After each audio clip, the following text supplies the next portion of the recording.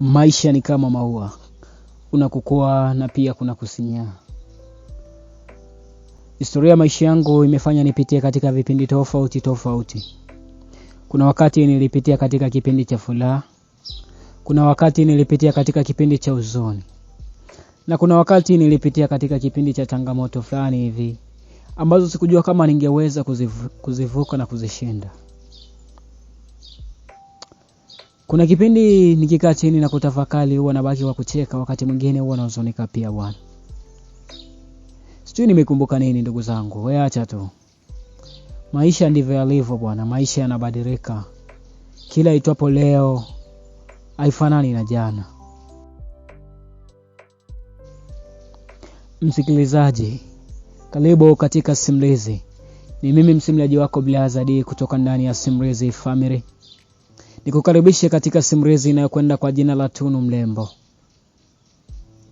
Karibu uweze kuanza pamoja na sisi kuanzia mwanzo wa simulizi hii mpaka pale tutakapofikia tamati katika simulizi hii. Nikukumbusha usisahau kusubscribe, kucomment na kulike. Karibu tuweze kuanza pamoja katika simulizi hii.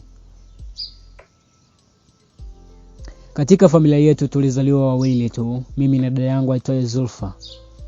Wazazi wetu walitupenda sana. Hawakupenda tupate taabu katika makuzi yetu. Hivyo waliweza kututafutia mfanyakazi wa ndani ambaye aliweza kuwa anatusaidia baadhi ya kazi pale nyumbani. Nakumbuka tulikuwa tuna mfanyakazi wa ndani ambaye alikuwa anaitwa Sikujua. Hakika siwezi kumsahau dada huyo. Alikuwa ni mwema sana kwetu, alitupenda, alitujali.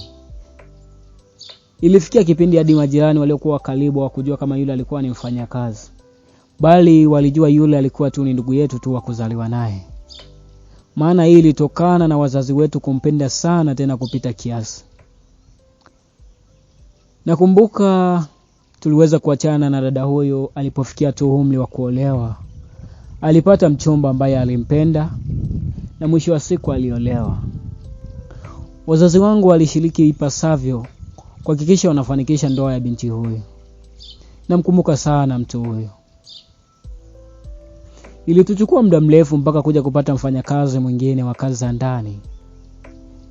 Nakumbuka kipindi hicho nilikuwa niko darasa la 7. Tuliweza kupata mfanyakazi mmoja wa ndani. Hakika huyu dada alikuwa hajui kabisa wajibu wake uliomleta pale nyumbani. Na hata sijui ni kwa nini aliamua kuja pale nyumbani. Alikuwa ni mvivu kupita kiasi, hafanyi kazi mpaka aambiwe. Mamangu alijitahidi mara kwa mara kumshauri na pia kumwambia juu ya wajibu wake, lakini ilikuwa ni sawa tu na kumpigia mbuzi gitaa. Nakumbuka siku hiyo baba na mama walikaa chini na kuambizana, hakuna haja ya kuendelea kukaa na mfanyakazi kama huyu. Nataka kuniambia kabisa ajue wajibu wake. Ni bora tu aondoke. Ni kweli kabisa mume wangu, maana nimejaribu kukaa naye mara nyingi tu kumsihi, lakini naona hamna mabadiliko yoyote. Basi baada ya siku yule mfanyakazi tuliweza kuachana naye, na baada ya hapo tulianza kuishi wenyewe bila kuwa na mfanyakazi wa ndani. Siku zilienda na hatimaye nikahitimu darasa la 7 na hatimaye nikaenda katika sekondari. Nilipangiwa shule fulani iliyoko huko Morogoro. Hiyo shule iko Angeni. Kwa wakazi wa Morogoro wanaweza kuwa wanalifahamu ile eneo. Nilianza masomo yangu huko Morogoro. Nikiwa nimemwacha mdogo wangu Zulfa akiwa anaendelea na masomo katika shule ya primary. Kwa hiyo kwa kipindi hicho chote hatukuweza kuwa na mfanyakazi wa kazi za ndani pale nyumbani. Basi siku za likizo zilipofika, niliweza kutoka shuleni nilipokuwa nikisomea na nikaja nyumbani kwa ajili ya mapumziko. Hii ilikuwa ni baada ya miezi 6, ilikuwa ni kawaida yangu kutoka shuleni na kuja nyumbani kwa ajili ya mapumziko. Kumbuka msikilizaji, wazazi wetu walitupenda sana, hivyo hawakupenda tupate taabu ya aina yoyote ile. Hivyo niliweza kutafutiwa mwalimu wa kunifundisha pale nyumbani, ali ambaye alikuwa akilipwa na wazazi wangu. Basi siku zilienda, siku zikasogea, siku zikabadilika. Hatimaye nikafikia kidato cha 4. Na pamoja mdogo wangu Zulfa aliweza kufikia darasa la 7. Baba na mama walikaa chini na kuanza kushauriana. Tumekaa muda mrefu pasipokuwa na mfanyakazi wa ndani. Sasa inabidi tutafute mfanyakazi kwa ajili ya kumsaidia Zulfa, maana sasa hivi yuko darasa la 7. Inabidi apate mtu wa kuwa anasaidia kazi. Ni kweli mume wangu kabisa. Mimi mwenyewe nilikuwa nishaliwaza hilo. Ngoja tutafute mtu sahihi ambaye ataweza kufanya kazi hapa nyumbani. Basi haikuchukua muda, wazazi wangu walikaa wakamtafuta mtu ambaye waliona ni sahihi kabisa kuzifanya kazi za pale nyumbani. Nakumbuka nilikuwa niko form 4 kipindi hicho, na kipindi hicho tulikuwa tunaelekea kufanya mitihani na tulikuwa tunaelekea wakati wa kufunga shule. Hivyo niliweza kushirikishwa juu ya mfanyakazi wa nyumbani ambaye aliweza kupatikana. Nakumbuka niliambiwa binti huyu alikuwa anaitwa Tunu. Basi baada ya kufanya mitihani yangu ambayo ilikuwa ni ya terminal, basi tuliweza kufunga. Nami niliweza kuipanga safari ya kuelekea nyumbani kutoka Morogoro. Nakumbuka safari yetu haikuwa rahisi sana kwa sababu kipindi hicho barabara za kutoka Morogoro kuja kijijini kwetu zilikuwa kweli ni za shida sana. Hivyo ilitulazimu tuwe tunashuka mara kwa mara kulisukuma gari pale lilipokuwa likinasa mara kwa mara. Nakumbuka nyumbani walikuwa na maandalizi mazuri tu ambayo walikuwa wameandaa kwa ajili ya kunipokea. Mdogo wangu Zulfa alinisubiri sana. Alikuwa na mkubwa kweli ya kuonana na mimi. Isitoshe nikwambie kwamba msikilizaji, mimi sanjali na mdogo wangu Zulfa tulikuwa tunapendana sana sana tena kupita kiasi. Nami nilikuwa na hamu kubwa sana ya kuonana naye. Hivyo nilikuwa natamani tu safari yangu iweze kufikia tamati na niweze kuonana na mdogo wangu sanjali na wazazi wangu. Basi safari iliendelea kutokana na usafiri kuwa wa shida. Ilifika mida ya saa 5 za usiku ndio wakati ambao mimi nilikuwa ninafika nyumbani kwetu. Basi wakati huo ninafika nyumbani nilimkuta mdogo wangu Zulfa tayari ameisha sinzia. Nilifika na kuanza kubisha hodi mlangoni. Hodi hapa. Karibu nani mwenzetu? Ilikuwa ni sauti ya baba ambayo nilisikia ikiuliza ni nani mwenzao, ambayo ilikuwa iko chumbani tayari. Ni mimi baba, mtoto wako kipenzi Sadi, nimerudi. Jamani, karibu sana mtoto wetu, karibu sana. Nilisikia baba akiamka kutoka chumbani na taratibu alikuwa akija sebuleni kwa ajili ya kunifungulia mlango ili niweze kuingia ndani. Na kipindi hicho mamangu alikuwa pia ananyanyuka kutoka chumbani. Hivyo babangu alikuwa ndo wa kwanza tu kuonana naye. Nilikuwa na furaha sana kuona wazazi wangu. Kumbuka ni kipindi cha miezi 6 imepita sijawahi kuona wazazi wangu. Hivyo nilikuwa na furaha kweli ya kupita kiasi ili niweze kuonana na wazazi wangu. Nilimkumbatia babangu na mamangu pia alikuwa anafika pale sebuleni, niliwakumbatia pia. Basi wakanisaidia kuingiza mizigo yangu ndani. Niliwasalimia, shikamoo baba. Malahaba mwanangu, ujambo? Sijambo. Shikamoo mama. Malahaba mwanangu, habari ya masomo? Ni nzuri mama. Mnaendeleaje huko? Tunaendelea salama, ndio maana naona mwanao nimerudi mahali hapa. Basi baada ya mazungumzo ya kukaribishana pale ndani, niliweza kuingizewa mizigo yangu nje. Baba akaniambia, kwa sababu umefika, nenda ukaoge ili ulole chakula cha usiku uweze kupumzika. Tutazungumza kesho. Hapana baba. Nafikiri nimechoka sana. Labda nikipata tu maji ya kuoga kidogo na kikombe kimoja cha chai. Vingine nitavijua kesho babangu mzazi. Usijali mwanangu, usijali. Ngoja nikakuandalie chai. Basi ilikuwa ni sauti ya mama ambayo ilizungumza tayari kwa ajili ya kwenda kuniandalia chai. Pasipo kumsahau mdogo wangu Zulfa, niliwaulizia, yuko wapi mdogo wangu Zulfa? Alikusubiri sana mpaka akachoka akalala. Kwa hiyo mtaonana kesho, usijali mtoto wangu. Basi baada ya majibizano ya muda mimi sanjari na baba yangu, niliondoka pale sebuleni nikaenda kuoga. Na mimi nikapiga maji tu kidogo kwenye mwili. Nikarudi sebuleni nikapata kikombe cha chai. Kumbuka kipindi hicho nilikuwa nimechoka sana na kumbuka safari yangu ilikuwa ni ya shida kweli kweli kutokea Morogoro mpaka kufika nyumbani kwetu. Hivyo basi nilivyomaliza kunywa kikombe kimoja cha chai, nilisikia mwili wote umeishiwa na nguvu. Nikaamua kwenda kujilaza tu chumbani ambapo nilikuwa nimewekewa mizigo. Basi na usingizi kuchukua nafasi ulinichukua tu moja kwa moja kwa muda mfupi tu baada ya kujegesha tu kitandani. Mpaka unapambazuka asubuhi ndo nilikuja kustuka usingizini. Nilistuka tu baada ya kusikia sauti ya mdogo wangu Zulfa ikiwa inaongea sebuleni. Baba, kaka Sadi alifika jana. Ndiyo alifika, ila ulikuwa umesinzia sana, tulishindwa kukuamsha. Jamani baba, kwa nini hamkuniamsha nikaonana naye? Usijali mwanangu, mtaonana naye bwana. Amelala amepumzika, ila muda si mrefu ataamka. Basi baada ya majibizano ya muda mfupi ambao niliyasikiliza sebuleni, nami nilianza kujikokota kutoka chumbani taratibu ile niweze kuja sebuleni kuonana na mdogo wangu Zulfa, maana nilikuwa kweli na hamu kubwa ya kuonana naye. Wakati yule naingia sebuleni nilikuta kuna mabinti wawili. Mmoja alikuwa ni mdogo wangu Zulfa na huyu wa pili sikuweza kufahamu ni nani. Nafikiri haswa atakuwa ni yule binti wa kazi ambaye niliambiwa, binti Tunu. Basi nilifika sebuleni nikakumbatiana na mdogo wangu. Mdogo wangu, habari ya kwako? Salama kaka, jamani, shikamoo. Malaba mdogo wangu, habari ya masomo? Ni nzuri, mnaendeleaje nyinyi huko jamani? Kaka nimekumisi jamani. Nilikumisi sana mdogo wangu. Asante. Kumbuka huu ni mwaka wako wa mwisho, hakikisha unafaulu vizuri Usijali kuhusu hilo kaka, lazima nifuate nyayo zako. Nina imani nitafanya vizuri tena zaidi. Jamani kaka, huyu anaitwa Tunu, ni mfanyakazi wetu hapa ndani. Zulfa hakuchelewa kufanya utambulisho. Aliwahi haraka tu kunitambulisha kwa yule binti Tunu. Nami sikuchukua, nikamsalimia yule binti. Bali ya sasa hivi dada. Salama kaka, karibu, sisi tupo.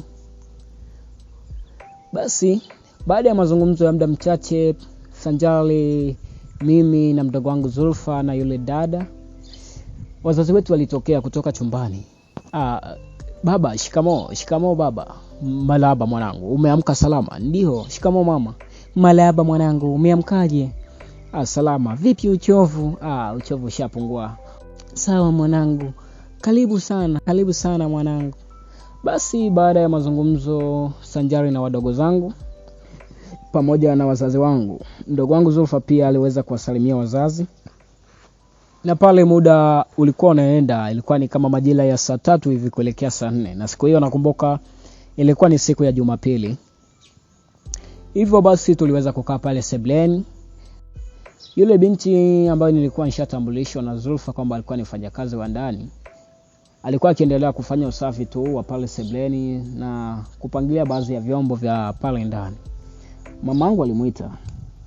Wetu njoo. Alisogea pale tulipokuwa tumeketi mimi sanjali na wazazi. Kama nilivyokuambia Sadi, huyu ndo mfanyakazi wetu, anaitwa Tunu. Huyu ni kaka yako, anaitwa Sadi. Basi ulikuwa ni utambulisho ambao ulifanywa na mama yangu mzazi. Na mimi sikuchukua yala, nikamwambia nafurahi kukufahamu Tunu. Na mimi nafurahi pia kaka.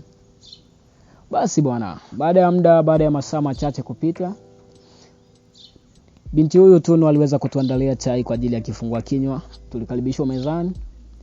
Na masaa yakaenda, tukaendelea kujadiliana baadhi ya vitu ambavyo vilikuwa vikiendelea, nikaendelea kuuliza juu ya masomo. Basi bwana, muda ukaenda ukafikia hadi wakati wa jioni. Nakumbuka siku hiyo niliweza kufanywa sherehe nzuri kweli ya ukaribisho wa pale nyumbani. Ilikuwa ni sherehe ambayo siwezi kuisahau kabisa kwenye maisha yangu. Ni sherehe ambayo nilikunywa, nilifurahi kweli. Hakika wazazi wangu walikuwa wananipenda sana. Walikuwa wanatupenda sana sisi watoto wao. Basi ilipofika usiku, kila mmoja alienda kupumzika. Na binti yule Tunu alikuwa anapumzika chumba kimoja na mdogo wangu Zulfa. Mimi tu ndo nilikuwa na chumba changu pamoja na wazazi watu walikuwa na chumba chao. Hivyo basi baada ya kupumzika, usingizi na wenyewe au kuchelewa ulituchukua, maana tulienda kupumzika tukiwa tumechelewa kweli. Nafikiri ilikuwa ni takriban kama saa 5 hivi kuelekea saa 6. Basi baada ya kupumzika, asubuhi kulipambazuka. Nakumbuka sauti niliyokuwa nikisikia ilikuwa ni sauti ya mdogo wangu Zulfa. Ilikuwa ni sauti ambayo alikuwa akimsalimia baba na mama. Shikamoo baba na mama. Malaba mtoto wetu, umeamkaje? Salama baba, mimi naenda shule. Basi sawa, masomo mema mwanetu. Jitahidi huko kwenye masomo yako. Sawa baba. Basi mdogo wangu Zulfa pia alikuja chumbani kwangu kwa ajili ya kunisalimia asubuhi. Alinisalimia vivyo hivyo, na baada ya hapo aliweza kuondoka nyumbani pale kuelekea shule. Muda ukupita mrefu kama nusu saa hivi, niliwasikia na wazazi wangu wakiwa tayari wameamka. Na wao walikuwa wanajiandaa tayari kwa ajili ya kwenda kazini. Basi baada ya masaa machache wote waliondoka pale nyumbani. Nilibaki mimi sanjari na mfanyakazi huyo Tunu. Tulibaki tu pale ndani. Kumbuka toka kuna pambazuka nilikuwa sijaweza kuona naye yule binti Tunu. Nilisikia taratibu mlango wa chumba changu ukiwa unafunguliwa. Nilijiuliza sana, nani atakuwa anafungua mlango wa chumba changu? Kama wazazi wangu wote wameondoka, mdogo wangu pia Zulfa ameenda shuleni, itakuwa nani huyo? Ilikuwa ni maswali ambayo yalinijia haraka baada ya kusikia mlango wa chumba changu ukiguswa. Taratibu nilinyanyua uso nikiwa pale kitandani. Nilikuwa napitia baadhi ya masomo na baadhi ya vitu ambavyo nilitoka navyo shuleni. Uso wangu ulikutana moja kwa moja na binti yule ambaye alikuwa ni Tunu. Alikuwa ameshikilia tambaa la dekio pamoja na ndoo ya maji. Karibu. Niliamua nimkaribishe kwa sababu sikujua sababu iliyomfanya aje pale chumbani kwangu. Hivyo nilimkaribisha. Asante Kasadi, samahani lakini hivi kweli leo tumesalimiana? Nilikumbuka ni kweli sikuweza kusalimiana naye binti yule toka asubuhi kulivyopambazuka. Hivyo sikuwa na yao, nikamwambia samahani sana, sikuweza kukusalimia kweli. Habari ya asubuhi, umeamkaje? Salama, vipi wewe? Nimeamka vizuri. Bado una uchovu wa safari? Hapana, niko vizuri sasa hivi. Basi sawa, samahani nilikuwa nataka nifanye usafi kwenye chumba chako. Kwa kawaida pale nyumbani alikuwepo utaratibu wa wafanyakazi wa ndani kufanya usafi katika chumba changu. Hivyo nilijiuliza itakuwa huyu mfanyakazi akuambiwa kwamba chumba changu huwa kifanyiwaje usafi na wafanyakazi wa ndani? Nikajaribu kukataa, kumwambia hapana, nitafanya usafi mwenyewe. Hapana jamani, usikatae, sisi siku moja tu nakusaidia kufanya usafi. Basi sikuwa na namna, niliamua nimruhusu binti yule aweze kufanya usafi tu, nikiambia nafsi yangu kwamba basi tu ni kwa ajili ya mara moja tu afanye usafi, na baada ya hapo sitampa nafasi nyingine ya kufanya usafi katika chumba changu.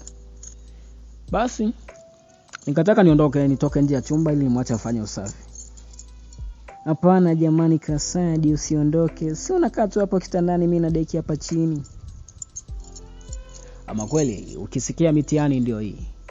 Taratibu nilianza kuona nyumba chungu, maana niona kama mitihani ndio tayari imeanza. Basi sikuwa na namna, niliamua kukaa pale kitandani ili nimwache mfanyakazi huyu wa ndani aweze kufanya usafi wake kama alivyokuwa amekusudia kufanya.